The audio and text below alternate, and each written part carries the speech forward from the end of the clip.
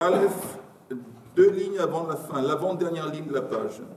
Pshita, Amar Heini Meshalem, Vechazar Amar Harini Meshalem, Hake Amar Harini Meshalem. On avait dit que si le chômeur, il s'est engagé, même oralement, sans avoir payé, il s'est engagé, bon, je vais te payer pour cet objet qui s'est perdu ou qui a été volé. Comme il s'est engagé, il va avoir droit à recevoir l'amende, le paiement que le voleur va devoir payer. La Gemara apporte des scénarios différents. Un scénario, c'est que quand lui il dit « je ne vais pas payer », après il dit « je vais payer », alors on va après les deuxièmes paroles, la dernière parole qu'il a dit, qu'il va payer. Il a changé d'idée, il a dit qu'il va payer. Donc il a droit à l'amende, même si au début il a dit je ne vais pas payer, mais il a changé d'avis. Il dit je vais payer. Donc Hakem Harini Meshalem. Elle a, salut Chaim, comment tu vas? Elle a, ça s'est bien passé. Ouais. Elle a Amar Harini Meshalem. Mais si lui il dit que je vais payer. Vechaza, on est dans Lamed Daled. Lamed Daled. Ah très bien. Vechaza Vama Eini Meshalem. Après il dit je ne vais pas payer. Vous entendez? Dans le cas où il dit que je vais payer. Après il dit non je ne vais pas payer. Alors là il y a une question. Mi amrinan mehadar kahadar ben. Est-ce qu'on dit bon en fin de compte il a changé d'opinion? Au début il a dit qu'il va payer. Après il a dit qu'il ne va pas payer. Comment? Où est les questions? Odilmu peut-être. Il reste avec sa première, comment on dit, sa première engagement. Il est fidèle à son premier engagement. Alors pourquoi il dit qu'il ne va pas payer? Il dit qu'il ne va pas payer, il faut dire en parenthèse, maintenant. Ça veut dire que oui, il est prêt à payer, mais quand il dit je ne vais pas payer, je veux dire que non, maintenant il n'est pas en position de payer, mais il veut payer. Ah, ça c'est une autre question. Mais si le type il a besoin, le jour même il a besoin de son argent. Ah, c'est un problème. Non, mais c'est pas une question de problème, parce que de toute façon, ils s'engagent à payer. S'il jure, il ne s'attend pas à recevoir de l'argent. Non, il n'a pas juré. Non, mais le propriétaire de l'objet, il pense bien qu'il y a une possibilité qu'il ne va pas recevoir son argent, parce qu'en principe, le chômeur, il ne paye pas et il le jure. D'accord. Et alors? Donc, le propriétaire, il n'attend pas son argent, forcément. Non. La question, c'est dans le cas où il a dit je vais payer. Après, il dit je ne vais pas payer. Et après, on a appréhendé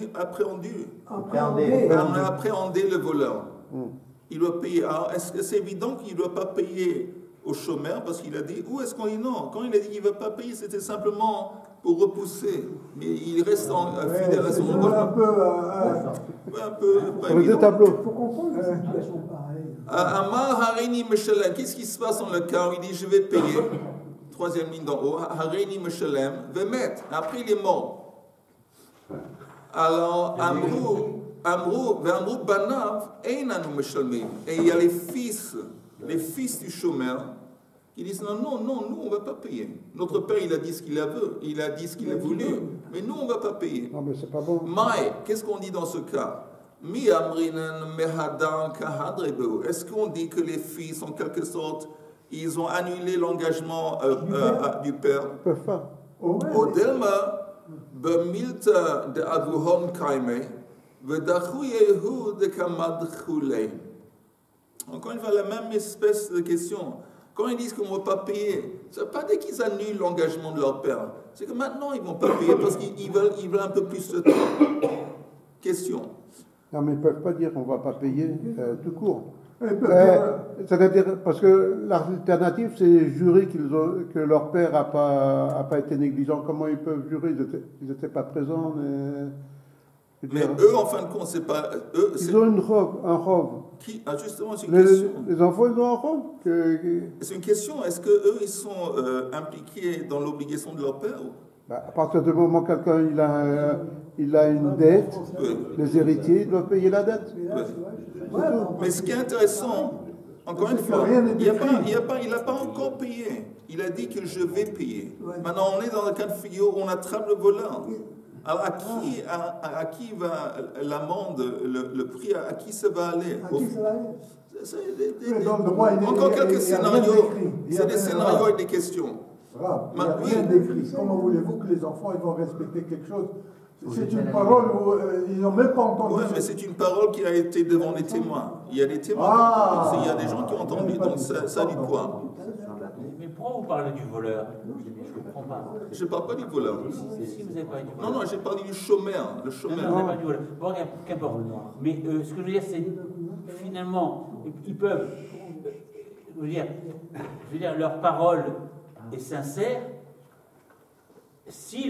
avant que le voleur soit arrêté ou pas. Je veux dire que sinon, quel intérêt? Mais C'est encore une évident fois, que- c'est évident que je paye, mais j'aurai l'amende. Donc, lorsque le voleur est arrêté. Donc, il y a Non, on pas de soulève tête. des cas de figure qui ne sont pas évidents.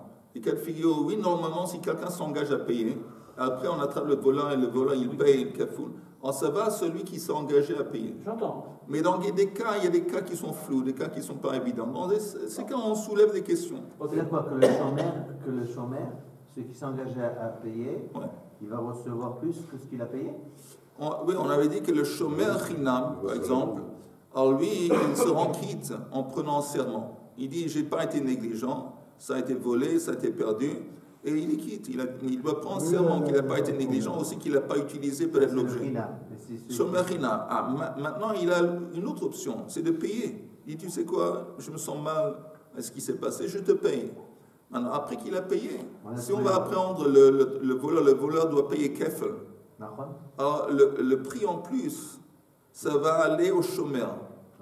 Le fait qu'il a payé. Et pas seulement qu'il a payé, même c'est suffisant qu'il s'engage à payer. Il dit, je vais payer. Pas Ça le prix en aussi, c'est plus, suffisant. toute la somme. Oui, toute la somme. Pas le prix en plus. Non, non, la somme, la valeur de l'objet qui a été volé ou perdu. Plus l'amende. Non, non, Non, pas piton. il n'y a pas d'amende, lui. Pas piton. Lui, il Pourquoi s'engage à payer. Non, mais le voleur, il Ah, a le voleur, demandé. quand lui, Oui. Le chômeur, il reçoit toute la somme. voilà. Quand on a attrapé le voleur et le voleur doit payer x2, alors toute la somme va aller au chômeur. Et si c'est un mouton x4 et si c'est une vache x5. Et si on le Il faut trouve, préciser si on que retrouve avec si le l'objet- voleur. Hein? Et si on le retrouve avec l'objet, donc il paye qu'une fois. Deux fois. Ben, l'amende. Non, 2 fois. Si on le trouve, il n'a plus l'objet. Tu l'objet parles doit de payer quoi? deux Un fois. animal? Peu importe, un animal, un objet. Ah non, mais c'est différent. Il y a. Et Ah, vous modez, si et c'est un vous modez. mouton, si c'est un mouton, une vache, Oui, il y a un cas spécial, C'est 4 ou 4 ou 5, seulement dans le cas où il a battu, il a tué la bête, il l'a vendue. Si on l'attrape et la bête est chez lui, il paye x2. Ils vont la bête, Il rend la bête, il la vend. voilà.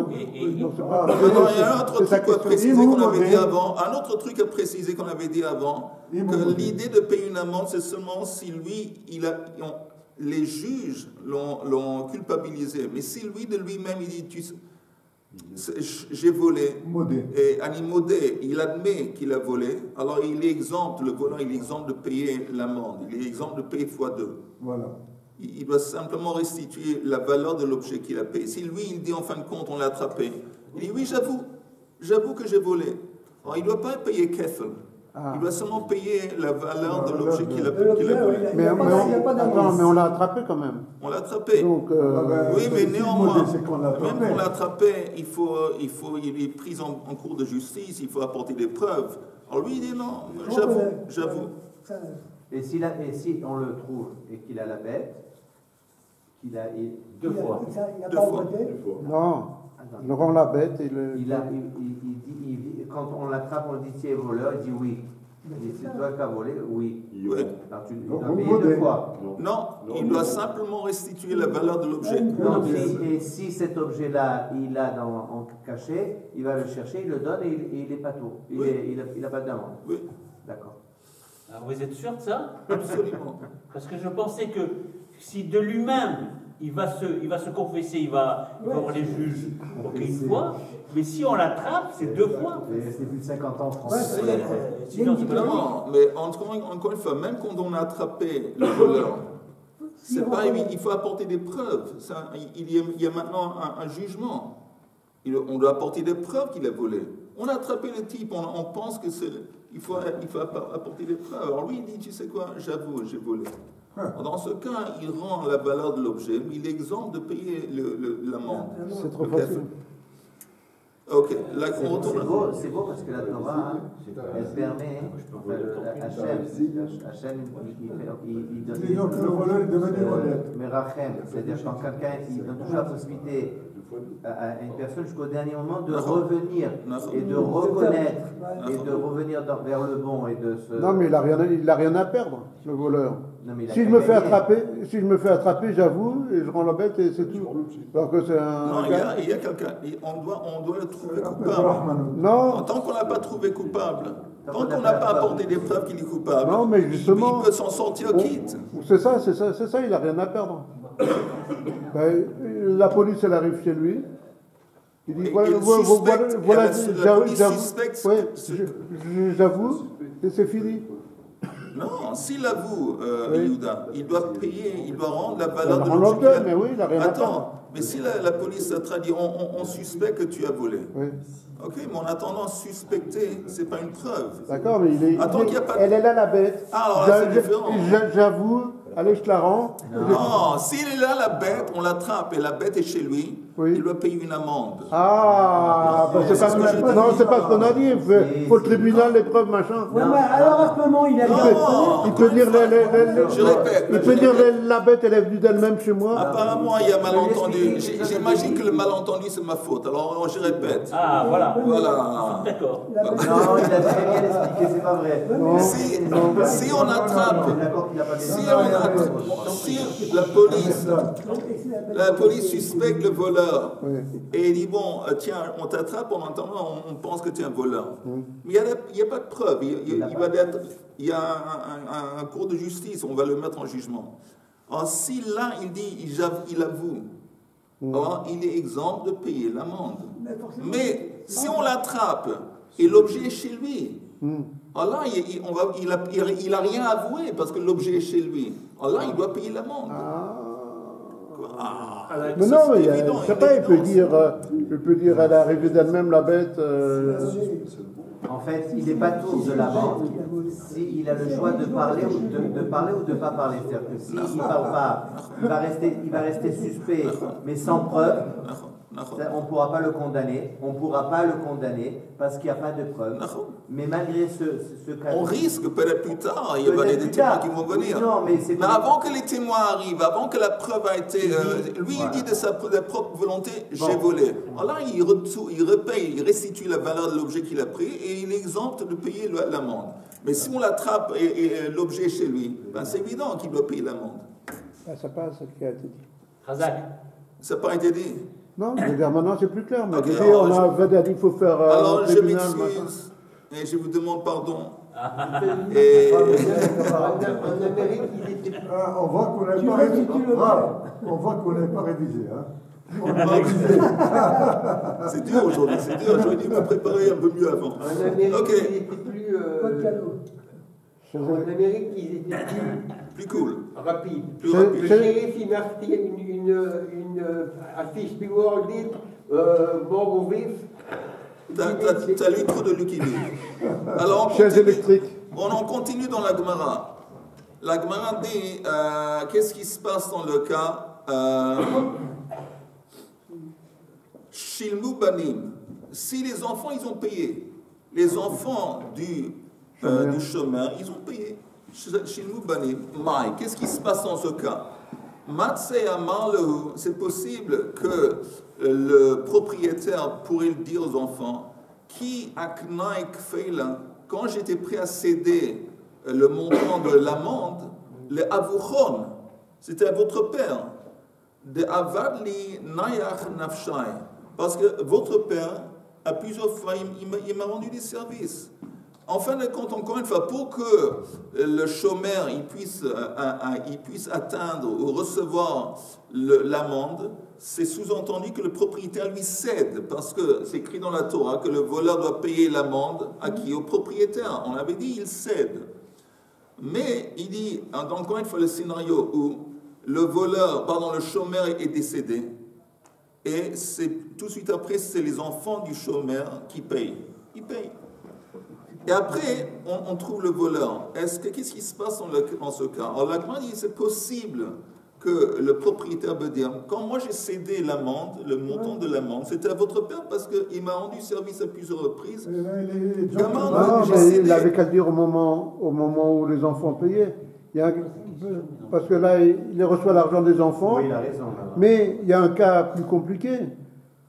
Le père, le chômeur, il paye, il meurt, et ensuite on retrouve le voleur après la mort du... Il n'a pas besoin de dire quoi que ce soit. Eux, ils se sont sentis, disons, responsables. Et peut-être pas seulement ça, ils ont continué, ils ont compris que le père aussi allait payer dans le cas où ils ont payé. C'était pas tout le temps intéressant. Je paye parce que je veux l'amende. Parce qu'encore, l'amende, c'est tellement théorique, c'est tellement pas évident qu'on va attraper le voleur, c'est pas évident que le voleur va payer. Mais ils ont payé. Mais c'est une question, la Gemara dit, c'est pas évident. Le fait qu'ils ont payé, c'est pas automatique qu'ils ont droit à l'amende, parce que le propriétaire peut-être pourrait dire, dans les mots de la Gemara, je répète, Shilmu banim, mai, matsei amar le propriétaire pourrait leur dire, Ki aknai kfei la vuchon, quand j'ai cédé le kefel, c'était à votre père qui m'a rendu des services. Le titre, tandis que vous non. Ou peut-être, l'oshna. Il n'y a aucune différence. Il n'y a aucune distinction entre le père et les fils. Le père, il était prêt à payer. Si le père a été payé, c'est comme les fils aussi, il n'y a aucune différence à faire entre les deux. Donc il y a... Alors le propriétaire de l'objet, il reçoit l'argent des enfants, et ensuite il reçoit encore l'amende. Pas une limite. Oui, c'est ça. Le propriétaire. Non. Alors, qu'est-ce qui se passe? Yehuda demande, qu'est-ce qui se passe dans ce cas? Disons que les fils, ils ont payé. On va attraper le voleur, et le voleur, il va payer l'amende. Il va payer pas seulement l'amende, mais il va payer 2 fois. Oui. Alors, le propriétaire qui a déjà reçu l'argent, il rend l'argent au fils et il reçoit le reste. Maintenant, la Gemara dit... Il y a un Kinyan au départ. Hein? Il y a un Kinyan. C'est-à-dire que ce Kinyan n'existe plus alors. Rien n'existe. Bon, allez. Le Kinyan, encore une fois en parenthèse, le Kinyan qui entend, c'est pour nous aider à comprendre comment est-ce que la transaction puisse se faire. Comment est-ce que le chômeur, il peut recevoir le montant de l'amende?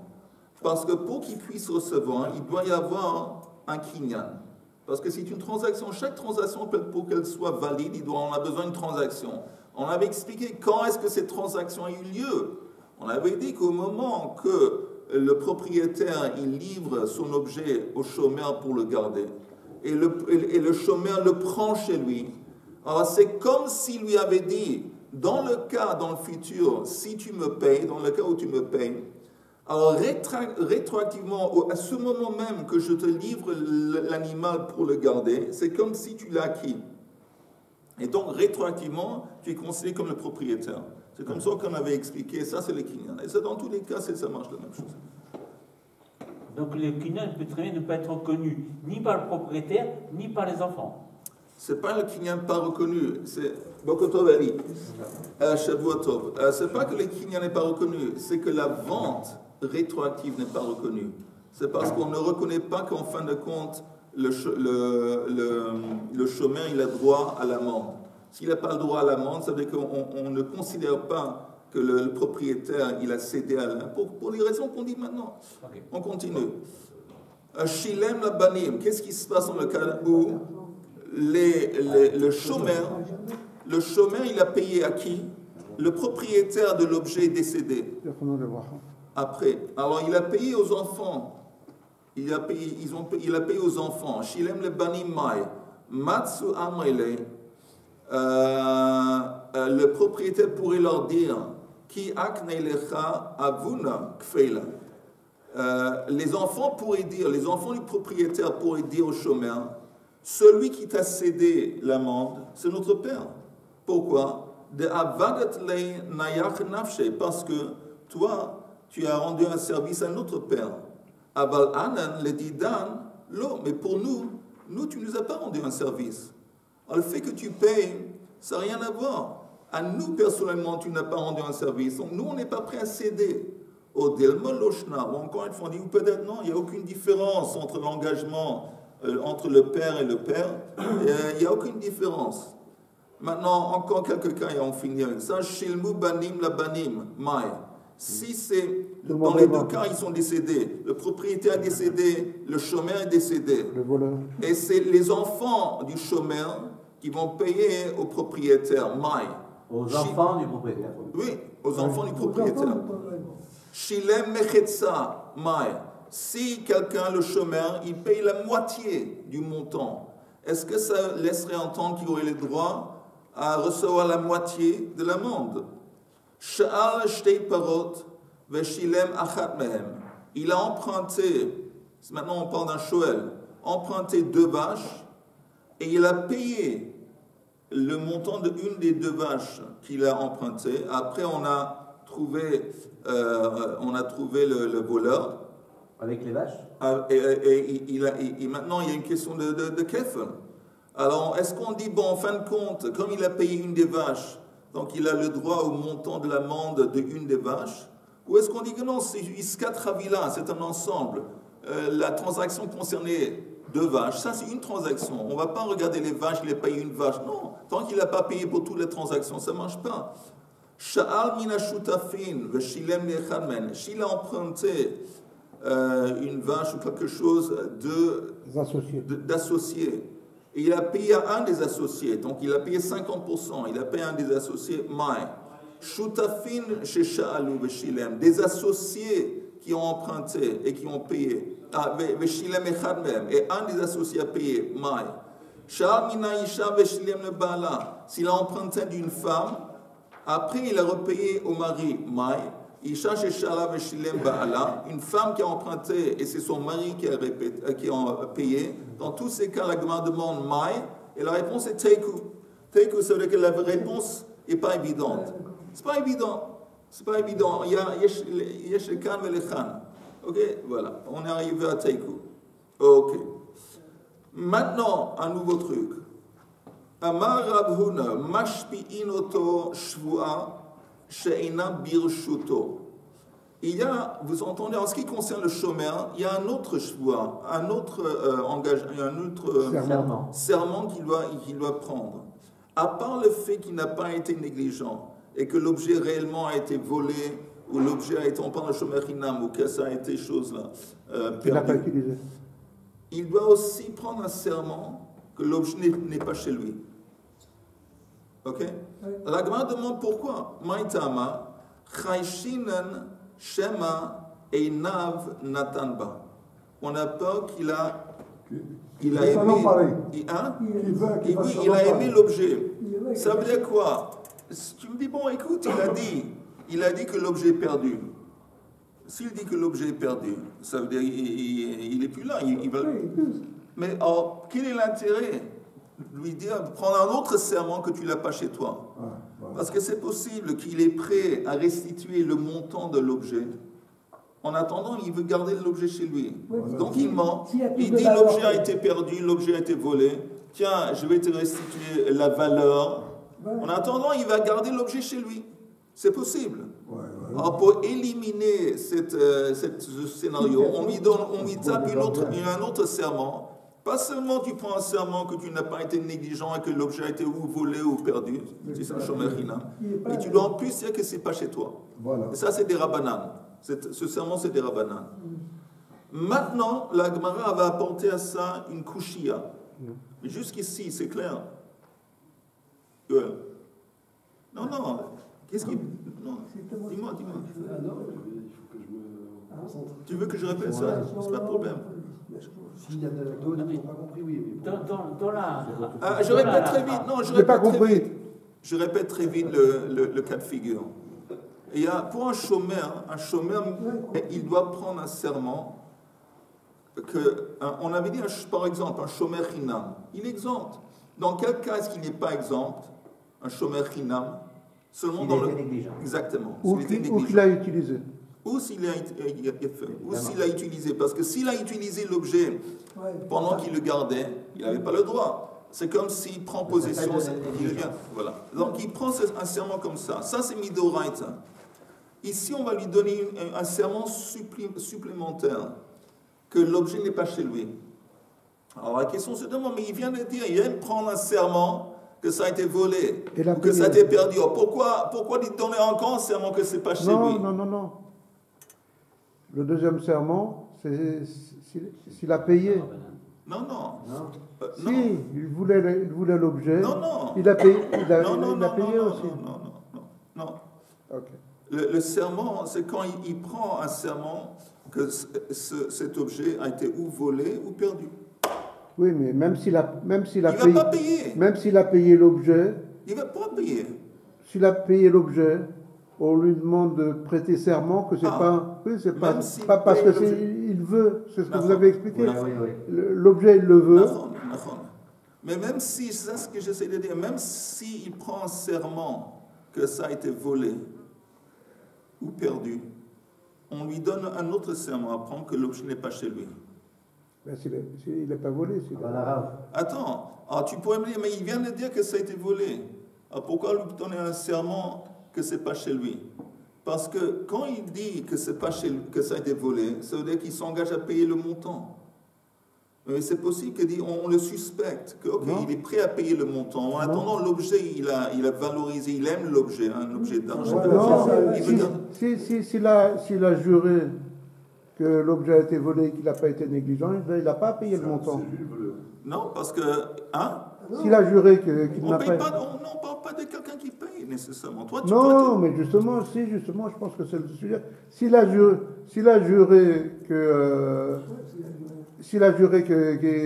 qu'il n'a pas été négligent, il ne paye pas. Il ne paye rien du tout. Vous entendez? Non, il n'y a pas de marque-loquette. Vous entendez? Yehuda a raison. Yehuda a raison.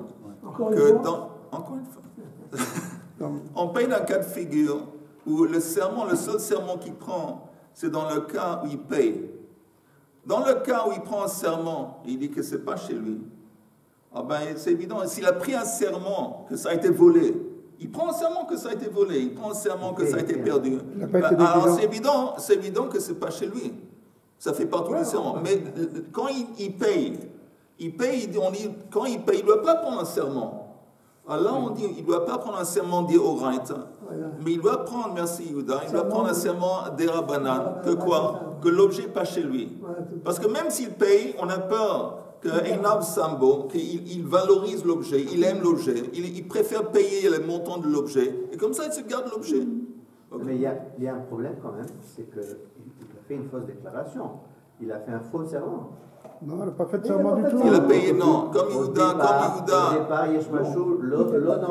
Yehuda nous a expliqué, ou m'a expliqué plutôt, on parle de ce scénario où il paye.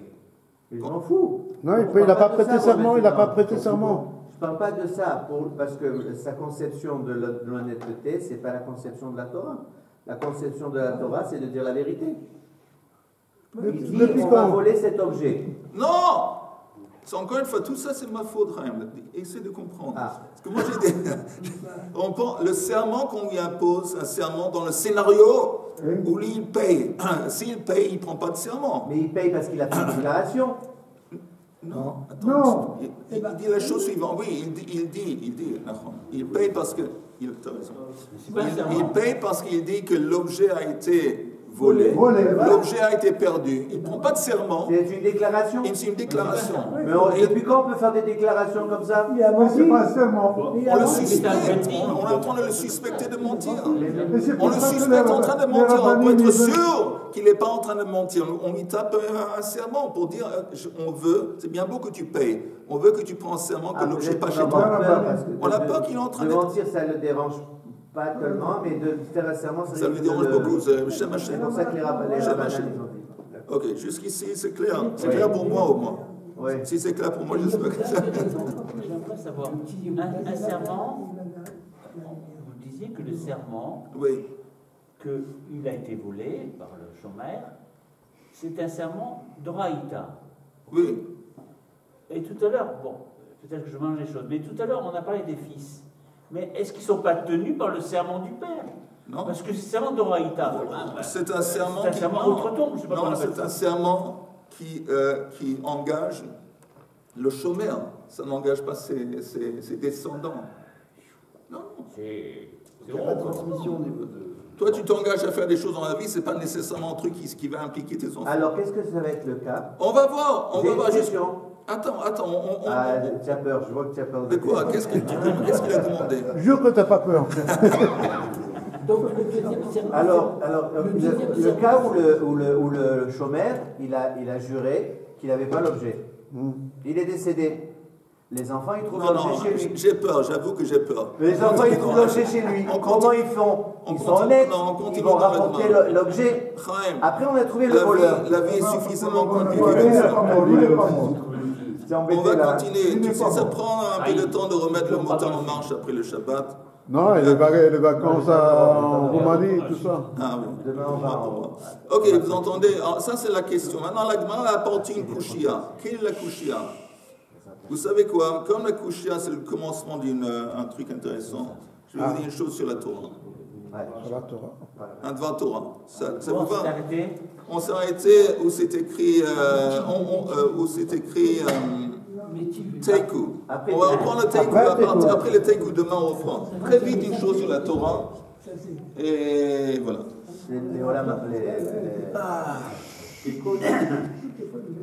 Écoute, il y a Teiku, match nul. Oui, mais ça veut dire quoi Teiku? Ça veut dire Tishbi Yiteretz Kushiot Veshelot. Tishbi c'est Eliyahu, Tishbi Yiteretz, il va répondre Kushiot Veshelot. Au début de la parashat Hashavua, de ce Shabbat précédent, à Pekudei, il y a un Rashi fascinant qui parle du nom de Betzalel. Et le nom de Betzalel, l'artisan principal des Kélim dans le temple, dans le Mishkan. Alors, je vous lis le Rashi. C'est écrit d'abord dans le verset où Betzalel ben Uri ben Hur le Mate Yehuda Asa et kol asher tziva Adonai et Moshe. Il a fait tout ce que Akadosh Baruch Hu a commandé à Moshe. Incroyable. Alors Rashi dit Asher tziva oto Moshe ein ktiv kan. C'est pas écrit il a fait tout ce que Moshe lui a commandé. Non, c'est écrit il a fait tout ce que Akadosh Baruch Hu a commandé à Moshe. C'est-à-dire qu'il avait le roi. Alors, afilu dvarim shelo amar lo rabo, hiskima da'ato lema shneemar le Moshe Bessin. Même des choses que son maître lui a pas dit, donc Moshe, il a compris qu'il fallait faire. Par exemple, ki Moshe tziva le Betzalel asot techila kelim, ve'achar kach mishkan. Moshe lui a dit d'abord tu fais le Mishkan, d'abord tu fais les Kélim, les ustensiles, après tu fais le Mishkan. Et lui il a répondu Amar lo Betzalel, minhag haolam la'asot techila bait, v'achar kach mesim kelim betocho. Il dit normalement, la norme, d'abord tu construis le récipient, la boîte, la maison, et après tu as dans lequel tu peux garder les Kélim. Alors d'abord je devais faire le Mishkan. Moshe répond Amar lo Kach shamati, mais puis Akadosh Baruch Hu, ça c'est exactement ce qu'Akadosh Baruch Hu m'a dit, que d'abord je devais faire les choses. Amar le Moshe Betzel El Haïta, est-ce que tu étais à l'ombre de Dieu? Qui vadai kach tziva li Akadosh Baruch Hu vechenasa, Amishkan techila v'achar kach hakelim. Il y a deux grandes questions ici. Pourquoi Moshe l'a changé? D'abord, pourquoi Moshe, si ça c'est l'ordre qu'Akadosh Baruch Hu a dit à Moshe, d'abord tu fais le Mishkan, pourquoi quand lui, Moshe, il a parlé à Betzalel, il dit d'abord tu fais les Kélim? Une question. Deuxième question, sauf quand Betzalel dit, tu sais, d'abord il faut mettre le récipient, la boîte, après tu... C'est un truc comme ça, un truc évident. De bon sens. Oui, un truc de bon sens évident. À cause de ça, on lui a dit, tu étais à l'ombre de Dieu. On l'appelle Betzalel. C'est pas évident. Un truc, c'est tout évident. D'abord, tu crées le récipient et après, comme ça, où tu peux mettre les ustensiles. À cause de ça, Betzalel à l'ombre d'Akadosh Baruch Hu, c'est bizarre. Peut-être que Moshe voulait vérifier si c'est vrai cette histoire qu'il a le roi Khadron. Alors, la réponse, je pense, c'est seulement si il faut comprendre c'est quoi le Mishkan et c'est quoi le Kélim. Le Kélim, c'est le contenu. et le Tochen. Et le Mishkan, le contenant. Le contenant, ça veut dire c'est la tsura. Comment on dit tsura? C'est comme c'est le packaging. L'emballage. Le récipient. Emballage. Hein? L'emballage. C'est la présentation. Le Mishkan, c'est la présentation. Et le contenu, c'est ça c'est la marloquette. Moshe Rabbeinu, c'est quelqu'un, c'est la personne qui vit le contenu. L'essence des choses, ça c'est Moshe Rabbeinu. Maintenant, comment on voit que Moshe Rabbeinu, il est comme ça? C'est un personnage qui est tout à fait lié à l'essence des choses, mais le packaging, ça ne lui intéresse pas. Le fait qu'il bégaye. Il a un problème, Moshe Rabbeinu, qu'il bégaye. Il a besoin d'un porte-parole. Il a besoin d'Aaron pour parler pour lui. Qu'est-ce que c'est la parole? C'est la façon que nous, on présente, c'est la présentation de nos idées. Quand on a des idées, des marche-votes, on les présente à travers... Le fait que Moshe Rabbeinu, il avait du mal à parler, ça veut dire entre autres que tout ce concept, cette dimension de présentation, c'est pas son truc. Lui, il est lié d'une façon très forte à l'essence des choses. C'est pour ça qu'il bégayait. Deuxième chose, quand Yitro l'a vu, tout de suite après Matan Torah, qui avance important, il est en train de juger le peuple. Le peuple attend, il y a une grande ligne de personnes, attend que Moshe va leur juger. Et Yitro leur dit, comme ça, il a dit, ça ne se fait pas ce que tu fais. Toi, tu es épuisé. Le peuple va être épuisé à force de t'attendre. Ça, comment on dit, ça ne se fait pas. Ce n'est pas au niveau, disons, comment on dit, oui, en français. Il n'y a pas, au niveau présentation, c'est mal présenté ton histoire. Et Moshe, pourquoi il a fait comme ça? Il dit, Akadosh m'a dit de juger le peuple. Je juge le peuple. Comment ça va passer, comment présenter tout ça, ce n'est pas mon histoire. Mais ce n'est pas mon problème. Après, il a adopté le conseil de Yitro. Ouais. On voit qu'encore une fois, comment présenter la chose, c'est pas Moshe, c'est pas son truc. C'est pour ça que Moshe Rabbeinu, quand il vient commander à Bethsalel, d'une façon instinctive, il va tout de suite vers le contenu, tout de suite vers le ma'out, l'essence. L'essence, c'est quoi? C'est les kelim. Il dit d'abord, tu fais les kelim, après tu fais le Mishkan. Ça fait partie de qui était Moshe. Mais on voit qu'Akadosh Baruch Hu, par contre, lui, il valorise énormément la tsura, la présentation. Où est-ce qu'on voit dans la Torah, c'est dans Sefer Shemot au début, qu'Akadosh Baruch Hu valorise la présentation? Alors c'est écrit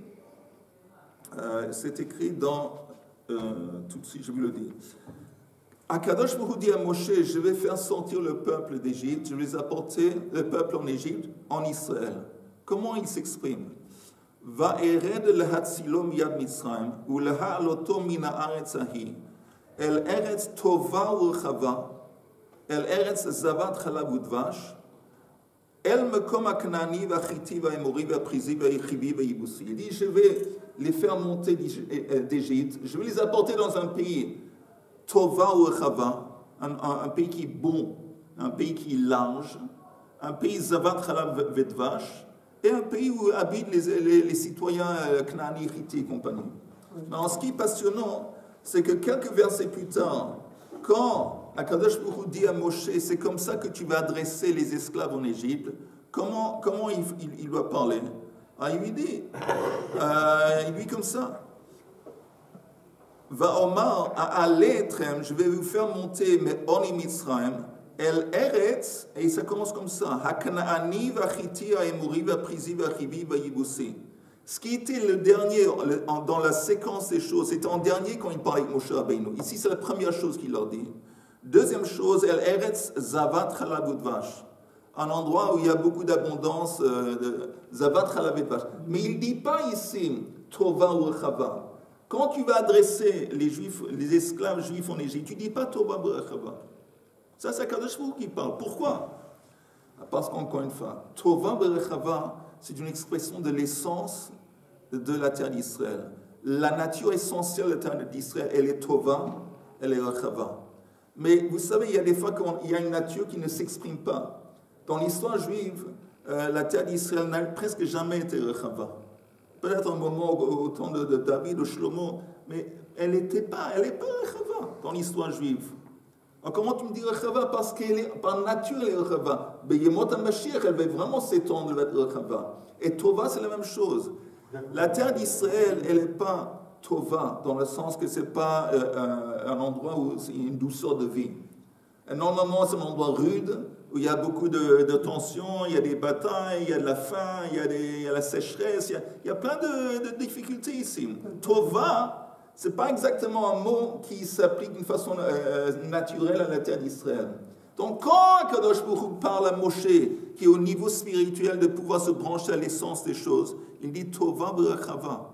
Mais quand Kadosh Baruch Hu dit maintenant tu t'adresses aux esclaves qui sont à un niveau très haut, qui ne sont pas prêts à se brancher à l'essence, tu ne dis pas Tova Berachava. D'abord, tu dis l'endroit où habitent les Knani, Chiti et Ibusi et compagnie. Après, tu dis il y a une abondance agricole à Zavat Chalav et Vache. Là, on voit qu'Akadosh pour lui, c'est important, la présentation.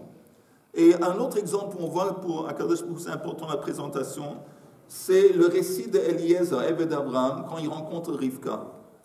C'est écrit quand il a rencontré Rivka, d'abord, après qu'il a vu les signes qui se sont réalisés, il lui a donné les bijoux.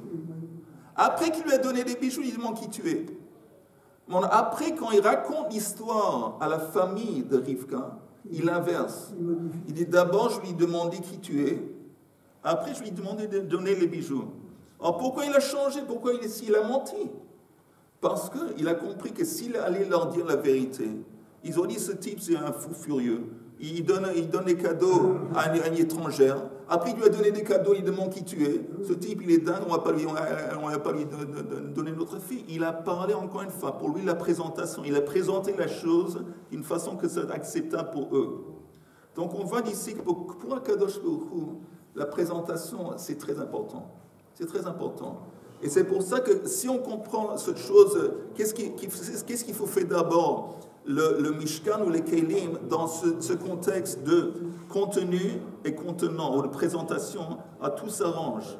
On comprend pourquoi Moshe il a inversé, parce que Moshe c'est un type qui vit l'essence des choses, et la présentation il n'est pas géré à ça.